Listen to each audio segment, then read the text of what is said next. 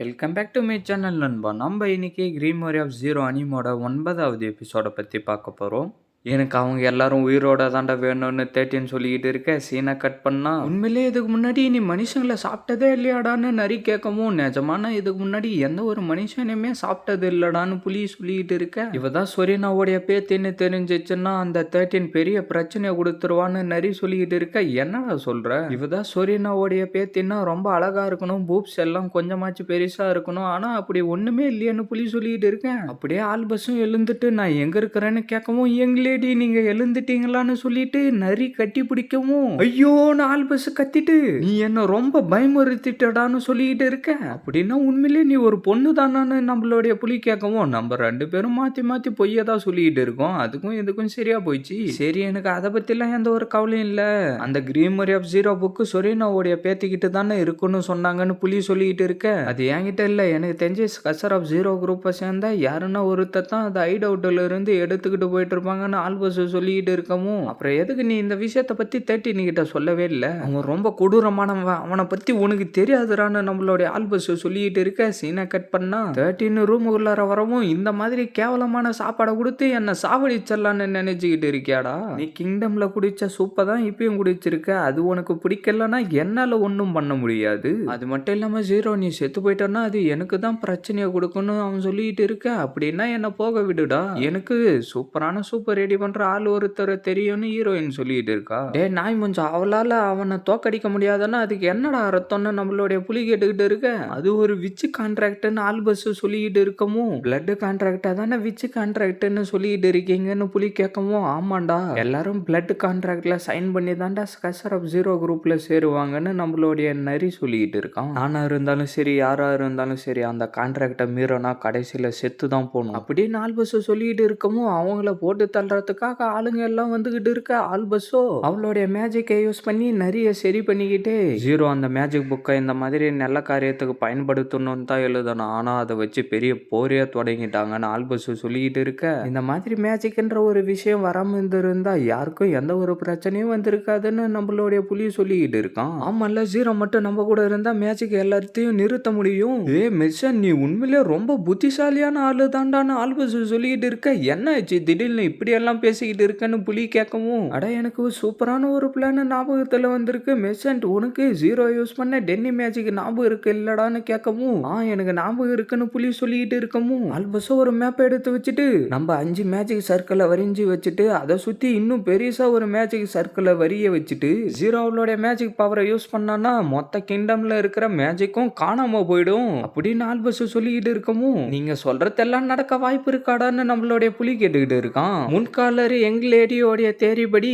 இதை நம்மளால பண்ண முடியும், அதுக்கு உன்னுடைய எம்ப்ளாயரோடைய ஹெல்ப் நம்மளுக்கு வேணும், அவளுடைய ஹெல்ப் நம்மளுக்கு கிடைச்சிச்சுன்னா அந்த ரோக்கு விச்சஸ் அப்புறம் அந்த 13 மற்ற யாரு கூடமே நம்ம சண்டை போட வேண்டிய அவசியம் இல்லைன்னு நரி சொல்லிக்கிட்டு இருக்கான். சரி, நான் வந்து மேஜிக் எல்லாம் தப்பா பரவி இருக்குன்னு சொன்னான், ஆனா நம்ம இதை யூஸ் பண்ணி திருப்பி ஃபர்ஸ்ட்ல இருந்து ஸ்டார்ட் பண்ணலாம், ஆனா ஜீரோக்கு தான் என்னவோ ஆக ஆரம்பிச்சதும் அந்த 13 எங்கேயோ தூக்கிக்கிட்டு போயிட்டானேன்னு ஆல்பஸ் சொல்லிக்கிட்டு இருக்கா. சீனை கட் பண்ணா உனக்கு எதனா தேவைப்பட்டுச்சுன்னா நான் ரெடி பண்ணி கொடுக்குறேன்னு 13 சொல்லிக்கிட்டு இருக்கான். இந்த பெட் ஒன்றும் சரியில்லை, எனக்கு வேற எதனா பெட்டை சீக்கிரமா மாத்தி கொடுறான்னு ஹீரோயின் சொல்லவும், நீ குகையில் இருக்கிறப்ப யூஸ் பண்ண பெட் மாதிரியா தான் நான் உனக்கு ரெடி பண்ணி இப்ப எடுத்துக்கிட்டு வந்து வச்சிருக்கேன், ஆனா இது பிடிக்கலன்னு சொல்றேன்னு 13 சொல்லிக்கிட்டு இருக்கவும், ரீசெண்டா நான் வந்து ஒயிட்டா பெருசா ரொம்ப சாஃப்டா இருக்கிற பெட்டை கண்டுபிடிச்சிருக்கான், அந்த மாதிரி தான் எனக்கு ஒன்று வேணும்னு ஹீரோயின் சொல்லிக்கிட்டு இருக்கா. சரி, நான் ஏற்பாடு பண்றேன்னு சொல்லிட்டு அவனும் அங்கிருந்து அப்படியே கிளம்பி போயிடறான். அப்படியே ஹீரோயினும் அவளுடைய கையில் இருக்கிற காயத்தை அவளுடைய மேஜிக் பவரை யூஸ் பண்ணி சரி பண்ணிக்கிட்டு நம்மளுடைய புலியை பத்தியே யோசிச்சுக்கிட்டு இருக்கா. இப்ப அந்த விச்சு எங்கடா இருக்கா? நான் 13 இருந்தா கண்டிப்பா அவளை என்னுடைய பெட்ரூம்ல தான் கட்டி போட்டு வச்சிருப்பேன்னு நிறைய சொல்லிக்கிட்டு இருக்கான். உன்ன மாதிரி ஒருத்தன்லாம் எப்படிதான் கிராண்ட் மதர் சர்வெண்டா வச்சுக்கிட்டு இருந்தாங்களோ. சரி, நம்ம சீக்கிரமா ஜீரோவை கண்டுபிடிச்சாகணும். மெஷினரி ஜீரோவோடைய முடி நகம் ஏதாவது வாங்கிட்டு இருக்கா, அதை யூஸ் பண்ணி அவ எங்க இருக்கிறான்னு நம்மளால கண்டுபிடிக்க முடியும்டான்னு ஆல்பஸ் சொல்லிக்கிட்டு இருக்கா. பிரதர், இன்னும் உங்களுக்கு புரியலையா? அவங்க யூஸ் பண்ற ட்ரெஸ் எதுவா இருந்தாலும் பரவாயில்லன்னு புலி சொல்லிட்டு இருக்க. அப்படியே ஹீரோயினோட ட்ரெஸ்ஸை கொடுத்துட்டு வந்தது ஞாபகம் வந்து அந்த ட்ரெஸ்ஸுன்னு 2 பேரும் சொல்லிக்கிட்டு இருக்காங்க.